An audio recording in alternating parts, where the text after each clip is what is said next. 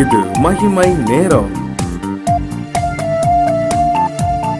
கிறிஸ்துவுக்குள் மிகவும் பிரியமான மகிமை தொலைக்காட்சி நேயர்களே, மீண்டுமாக இந்த மகிமை நேரம் நிகழ்ச்சியில் உங்களை சந்திப்பதில் மிக்க மகிழ்ச்சி அடைகிறேன். ஆண்டவர் கொடுத்த இந்த நல்ல வாய்ப்புக்காக தேவாதி தேவனை நான் ஒவ்வொரு நாளும் ஸ்தோத்திரிக்கிறேன். இந்த வாரம் முழுவதுமாக பிலோமோன் புஸ்தகத்தை குறித்து நாம் தியானிக்க இருக்கிறோம். பிலோமோன் நிருபத்திலிருந்து பிலோமோன் என்று சொல்லப்படுகிற கதாபாத்திரத்தை குறித்து மாத்திரம் இந்த வாரத்தில் நாம் தியானிக்க இருக்கிறோம். பிலோமோனுடைய வாழ்க்கையிலிருந்து நாம் என்ன கற்றுக்கொள்ள விரும்புகிறோம், நாம் என்ன கற்றுக்கொள்ள ஆண்டவர் சித்தமாக இருக்கிறார் என்ற அடிப்படையில் நாம் தியானிக்க இருக்கிறோம். இந்த பிலோமோனை குறித்து நாம் பார்ப்போமானால், பிலோமோன் கொலேசு பட்டணத்தில் உள்ள ஒரு செல்வந்தனாய் இந்த பிலோமோன் காணப்படுகிறார். அந்த கொலேசு பட்டணம் இல்லை, அந்த ரோமா அந்த பகுதியை சார்ந்த அந்த பட்டணங்களில் ஒரு பழக்கம் இருக்கிறது. இப்படிப்பட்ட செல்வந்தர்களுக்கு அநேக அடிமைகள் இருப்பார்கள். அடிமைகள் என்று சொன்னால், அந்த அடிமைகள் அந்த செல்வந்தர்கள் சொல்கிறதான வேலையை அவர்கள் கண்டிப்பாக செய்ய வேண்டும். அவர்களுக்கு ஒரு அடிமை போன்று அவர்கள் இருக்க வேண்டும். இப்போ இருக்கிற செர்வன்ஸ் போல அல்ல, அவர்கள் எதிர்த்து பேச முடியாது, என்ன சொன்னாலும் அவர்கள் செய்ய வேண்டும். அந்த செல்வந்தர்களும் அவர்களை அப்படிதான் நடத்துவார்கள். ஆனால் இந்த பிலோமோன், இந்த அடிமையாகிய ஒனேசிமு, இந்த ரெண்டு பேரை குறித்து நாம் பார்க்கும்போது, பிலோமோன் ஒனேசிமு பிலோமோனுடைய அடிமை. ஆனால் பிலோமோன் மற்ற செல்வந்தர்களைப் போல இந்த ஒனேசிமுவை நடத்தவில்லை என்று சொல்லி வேதவசனம் நமக்கு தெளிவாய் காட்டுகிறது. இந்த பிலோமோன் ஆண்டவரை அறிந்திருந்ததினால், அவர் செல்வந்தனாய் இருந்ததும் போதும் கூட ஆண்டவர் பற்றிய அன்பு அவருக்கு இருந்ததாய் நம்மால் பார்க்க முடிகிறது. எங்கே வாசிக்கிறோம் நம்ம? பிலோமோனுக்கு எழுதின நிருபத்தில் 4வது வசனத்தில் அவரை குறித்து சொல்லப்பட்டிருக்கிறது. பவுல் அழகாக இந்த பிலோமோனை குறித்து சொல்லுகிறார். இந்த பிலோமோன் பரிசுத்தவான்களிடத்தில் அன்பு கூறுகிறவர் என்று சொல்லப்பட்டிருக்கிறது. இந்த பிலோமோன் பரிசுத்தவான்களிடத்தில் அன்பு கூறுகிறவர். ஒரு செல்வந்தனாய் இருந்த போதிலும் கூட அவரிடத்துல அன்பு காணப்பட்டது. அவர் யாரிடத்துல அன்பு கொண்டிருந்தாராம்? பரிசுத்தவான்களிடத்தில் அன்பு கொண்டிருந்தார்.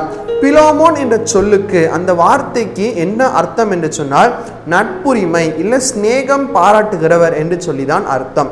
பிலோமோன் என்ற சொல்லுக்கு நட்புரிமை அல்லது ஸ்நேகம் பாராட்டுகிறவர். இந்த சொல்லுக்கு, அவருடைய பெயருக்கு தக்கவாறு அவர் நடந்தார். இன்னைக்கு அநேகம் பேருடைய பெயர் பவுல் என்று சொல்லியெல்லாம் இருக்கிறது. ஆனால் பவுல் என்ற பெயருக்கும் அவருக்கு சம்பந்தமே இல்லாமல் இருக்கும். ஆனால் இன்னைக்கு ஆண்டவர் அவர் உங்களை பார்த்து தான் சொல்றார், உங்களுடைய பெயருக்கு தக்க ஆண்டவர் உங்களுக்கு என்று சொல்லி ஒரு பெயரை வைத்திருக்கிறார். அந்த பெயருக்கு தக்க, ஒருவேளை வேதாகமத்தின் அடிப்படையில் இருக்கலாம், அந்த பெயருக்கு தக்கவாறு நீங்கள் இருக்கிறீர்களா என்பதை சிந்தித்து பாருங்கள். இந்த பிலோமோனுடைய பெயர் நட்புரிமை இல்லை ஸ்நேகம் என்று சொல்லப்பட்டிருக்கிறது. அந்த பெயர் என்ன அர்த்தம் கொண்டிருக்கிறதோ அதே போல பிலோமோனும் மற்றவர்களிடத்தில் நட்புரிமையோடு அன்போடு செயல்பட்டவராய் காணப்பட்டார். பரிசுத்தவான்கள் என்று சொல்லி வேதாகமத்தில் நாம் பார்க்கும்போது, யார் பரிசுத்தவான்கள்? ஆண்டவருடைய இரத்தத்தினால் யார் யாரெல்லாம் கழுவப்பட்டார்களோ அவர்கள் எல்லாம் பரிசுத்தவான்கள். இன்னைக்கு ஒருவேளை நமக்கு ஒரு தவறுதலான புரிவுகள் இருக்கலாம்.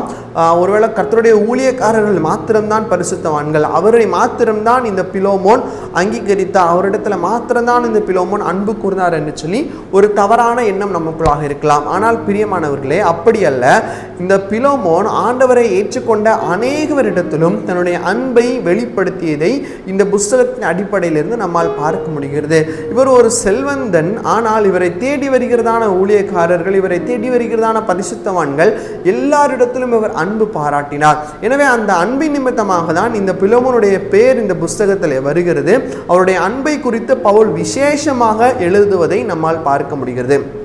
ரோமருக்கு எழுதின நிருபம் 5வது அதிகாரம் 5வது வசனம் இப்படியாக சொல்கிறது, நமக்கு அருளப்பட்ட பரிசுத்த ஆவியினால் தேவ அன்பு நம்முடைய இருதயங்களில் ஊற்றப்பட்டிருக்கிறது.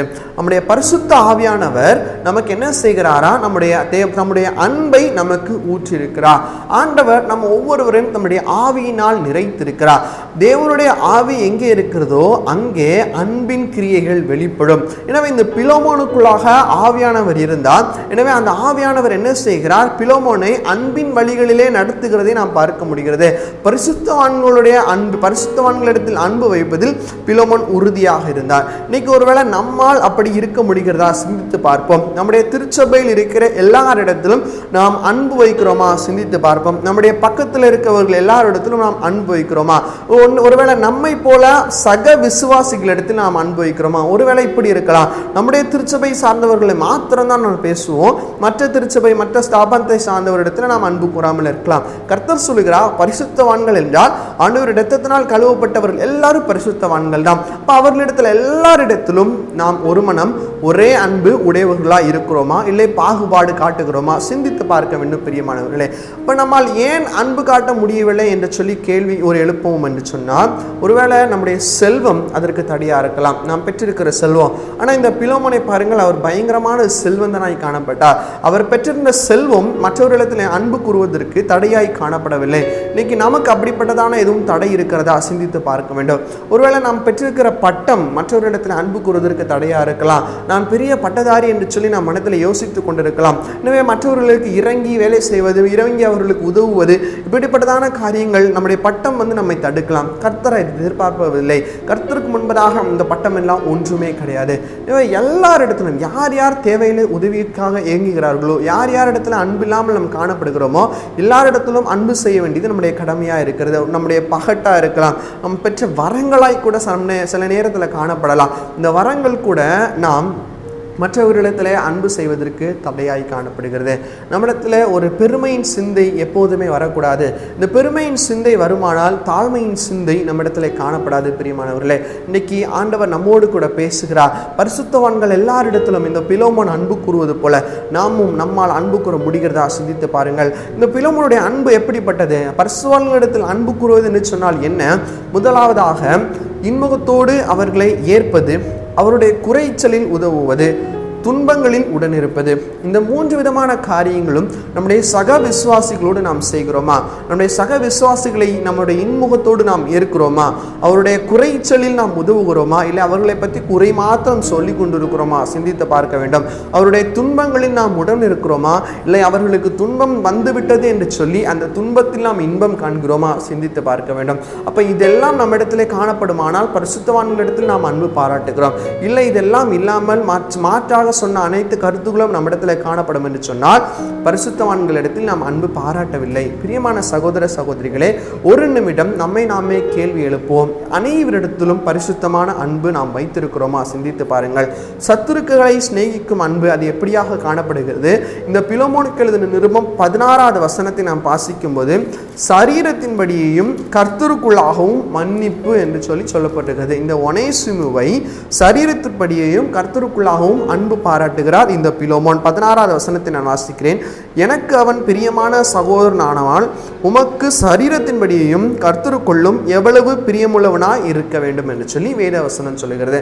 அப்ப அன்பானது சரீரத்தின்படியும் இருக்க வேண்டும், கர்த்தருக்குள்ளாகவும் இருக்க வேண்டும். பிரியமானவர்களே, அநேக விதமான பரிசுத்தத்தை குறித்து நாம் கேள்விப்பட்டிருப்போம். சிந்தையில் பரிசுத்தம், கண்களில் பரிசுத்தம், சரீரத்தில் பரிசுத்தம், உள்ளத்தில் பரிசுத்தம் என்று சொல்லி நம்ம எல்லாரும் அறிந்தும் அறியாமல் இருக்கிற ஒரு பரிசுத்தம் இருக்கிறது. அதுதான் என்ன பரிசுத்தம்? எபேசியருக்கு எழுதின நிருபம் 1வது அதிகாரம் 4வது வசனம் இப்படியாக சொல்லுகிறது, தமக்கு முன்பாக நாம் அன்பில் பரிசுத்தம் உள்ளவர்களும் குற்றமில்லாதவர்களுமாய் இருப்பதற்கு அவர் உலக தோற்றத்திற்கு முன்னே கிறிஸ்துவுக்குள் நம்மை தெரிந்து கொண்டார். நம்ம இடத்துல என்ன பரிசுத்தம் காணப்பட வேண்டுமாம்? அன்பில் பரிசுத்தம். அப்படி என்ன அன்பில் பரிசுத்தம்? பாகுபாடற்ற அன்பு காட்டுவதுதான் அன்பில் பரிசுத்தம்.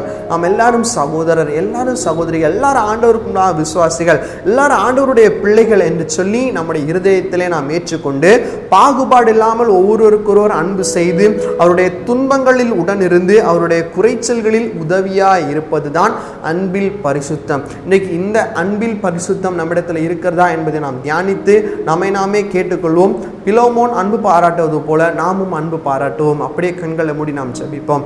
அன்புள்ள இயேசு சுவாமி, அப்பா, இந்த நேரத்தில் கூட பிலோமோனை குறித்து, பிலோமோன் பரிசுத்தவான்களிடத்தில் அன்பு செய்ததை குறித்து நாங்கள் தியானித்தோம். எங்களை நாங்கள் ஒரு விஷயம் திரும்பி பார்க்கிறோம் கர்த்தாவே. சப்பா, நாங்களும் கூட ஆண்டவரே பரிசுத்தவான்களிடத்தில் அன்பு செலுத்த கர்த்தனை கிருபை செய்யும்படியாக ஜெபிக்கிறோம். மற்றவருடைய துன்பத்தில் நாங்கள் உடன் இருக்க, குறைவுகளில் ஆண்டவரே சப்பா நாங்கள் கை கொடுத்து தாங்க, அப்படிப்பட்டதான கிருபைகளை எங்கள் ஒவ்வொருவருக்கும் நீ தரும்படியாக ஜெபிக்கிறோம். அப்பா, உமக்கே துதிகன மகிமை ஏறெடுக்கிறோம். இப்ப நாம் இயேசுவின் மூலம் ஜெபிக்கிறோம் எங்கள் சபைக்குள்ள நல்ல பிதாவே. ஆமென், ஆமென்.